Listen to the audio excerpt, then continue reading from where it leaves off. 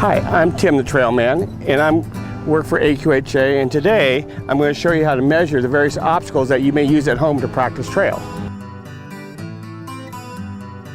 The first obstacle we'll set up are for the walkovers, and we'll put 4 walkovers in a row, and I'll show you how to align them and how to measure them. Basically what you do is we'll drop our 4 red poles out here,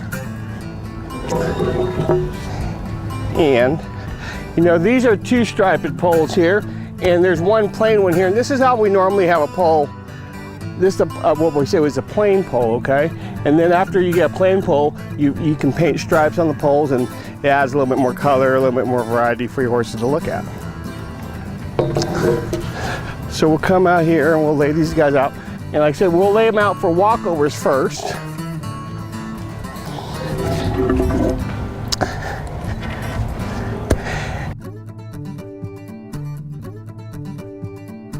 When you're using a measuring tape, when you're using a tape measure, this is what I tell everyone. I say there's a dumb end and a smart end. And all that means is this. The dumb end is the part of the tape where it's always stationary, and the smart end is the guy who actually has to read the number. Okay? So on the 7 walkovers, the 4 walkovers in a row here, we're going to figure out which pole is our straight pole, or our first pole, which I'm going to say is this one. And when I'm in an arena, I always try to look for some alignment. So I'm perpendicular to one of the rails here. So here we go, number 1 I like here. So all our measurements are inside to inside. Inside to one pole, to inside to the other pole.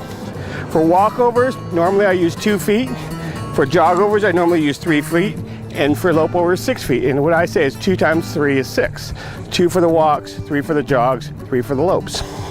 So placing the dumb end on the first pole, I come down to this first end and try to get 2 feet inside to inside. And you have to remember, sometimes the poles are a little warped, so you have to check both ends. So we come down this end, same thing, keeping the dumb end on the pole that can't move, and see how it's off like this a little bit? So I'm gonna pick up the pole and place it back down. If you roll the pole or just kind of kick it, sometimes the other end moves. And then you have to come back here and remeasure this side. But since I picked it up, the measurement should be 2 foot. So we'll do the 3rd pole here. Since pole 2 is the one that we don't want to move, we put the dumb end on pole 2 and measure it toward pole 3. So we're lifting it up, looking for the 2 foot increment there. Coming down to this end, once again, inside to inside, lift the pole up and then place it down. I'm kind of lazy, so what I call this term burying the pole. And so after I measure like the poles, what I like to do is come by and place some dirt by the poles. And this is so when we're on the horses, that if a horse hits this pole, it doesn't move. Nothing more aggravating than after the horse hits the poles a little bit, we have to get up and down, get up and get off your horse, fix the pole, readjust it, and then get back on your horse again. And that gets kind of old after a while. So I'm burying the first 3 poles here. I still have to measure the 4th one. So we'll measure the 4th pole now. So here goes 4th pole, number 2. Let me see if this would happen. This is what I was telling you about. So I measured that in, and maybe kind of look at the pole on that end. So I'm just gonna kick this pole here, and see as I kick this pole this way, how that pole floats the other way? That's what I'm saying, be careful when you come down here and kick the pole and swing that pole that the other end doesn't move. So we have to come back down here and add 2 foot. The other thing I like to double check, make sure each the 4 poles are kind of evenly balanced. What I might do is get another pole, and this is what I would do. I'd put it on the ground here and tap it, and that makes them all 4 straight. When we get to a more advanced stage, okay, pretty soon you're going to want to begin elevating your poles. These are the most common tools that I use in the field. I call them blocks or elevators or risers, okay? This one here, it's a 4x6. It's a 4x6. And usually, let's see how long this is. It's 11, almost 12 inches. The width of the cut is 4 inches. And the depth of it is probably about 2.5, 3 inches. So all you do is get a 4x6, cut it about 12 inches, and then we call it notching the pole. If you want a little bit lower one, you can get a 4x4. Okay, same idea, but maybe a smaller little notch. Like this notch here, sorry, this notch here is 2.5 inches. A little less height and elevation, but still does its job getting the pole off the ground. Okay, so that's, and then how we use these, okay? Just place the pole, the block underneath the pole, and it just elevates the pole a little bit. Or you can, I'll bring 2 more up here.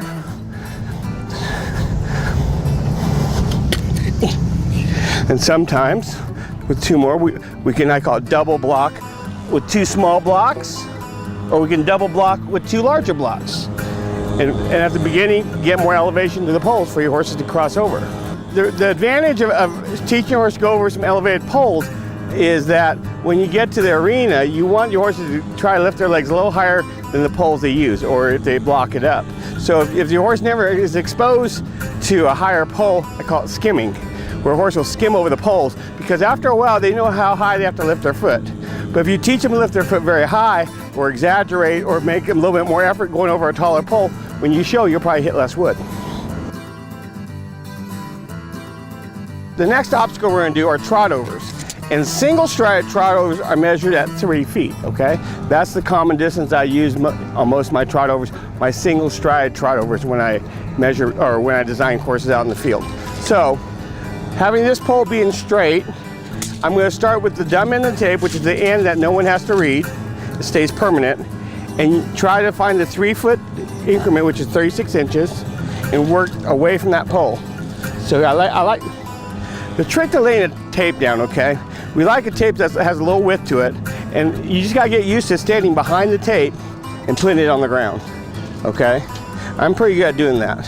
This time I'm gonna kick the first pole because I can get that 3 foot spot. I like stomping the pole on the ground a little bit. Then coming to this end, this time, the second time I measure the pole, I lift the pole. So I'm gonna lift it in the air and place it back down at 3 foot. Noticing that my tape always stays really straight, like it doesn't bend or curve, because I always put a little pressure on it and pressure down. I call it pushing the tape, pushing the tape. And the more you tape poles, the better you get. So I'm gonna kick the pole first to get to 3 foot on this side. Kick it. I like to step on it or add some dirt to this side. Then come to the other end. Stick that tape down. Find 36 inches. Place it. And maybe add a little bit of dirt just to bury that pole a little bit. I've got 1 more pole to do.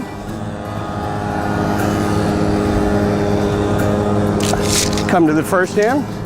Get behind your tape a little bit. Lay it down. Find 36 inches right there, inside to inside, inside to inside. Come down to the other end.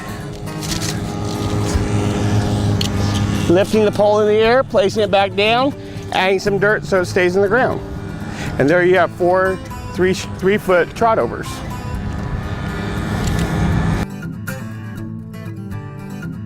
So the next thing we're going to do is increase the width to 6 foot. And they could be a choice of 2 things. 1, a 2 stride jog over, or 2, a 1 stride lope over. So we're going to increase the distance from 3 foot to 6 foot. So normally what I would do, knowing that there's 3 foot and 3 foot inside the gap, is actually just take the center pole out, okay, and push it down here. But you have to remember, you must remember, that when I took that pole out, there's still the width of that pole inside this gap. So this isn't actually 6 foot. It's probably 6 foot and some change, which is 6 foot and 2 inches. And that's the width of the pole that you're playing against. So actually we want only 6 foot because that's the distance we like. So we put the dumb end of the tape on the first pole, come down here, find 6 foot, move it in an inch or 2, come down to this end, push the tape away, pick up the pole, 6 foot, put a little dirt on it to bury the pole. And we'll come down to the second, third pole. 6 foot here. A little dirt so it doesn't go anywhere. Come down this end, 72 inches or 6 feet. Okay, and this pole, like I said, sometimes I like to just step on it to put it in the ground. I call it burying the pole a little bit. and the 4th pole here. Once again, the distances are inside to inside, not center to center. So 6 foot right here.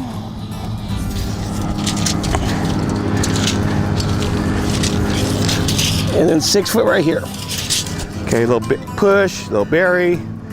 Hopefully today we've showed you how to measure some courses, measure some obstacles you can use at home. A few tips about, you know, prepping your horse and showing. All I know is that you need to practice, okay? Like shooting basketballs, throwing a football, whatever you do, it's all about repetitions, doing your practicing. It's about having the proper equipment to use, and then go from there, and it's one pole at a time. Thanks. Thanks for watching. Want to take your trail horse to the next level? We highly recommend that you get a copy of AQHA's premium how-to DVD, Showing to Win Trail, the best how-to trail class video on the market. It will show you how to successfully navigate an AQHA trail class pattern and explains the scorecard. Learn what the judges are looking for and how to get a step ahead with help from some of the most respected and successful AQHA professional horsemen, judges, and exhibitors. Visit AQHAstore.com to order your copy today directly from Quarter Horse Outfitters.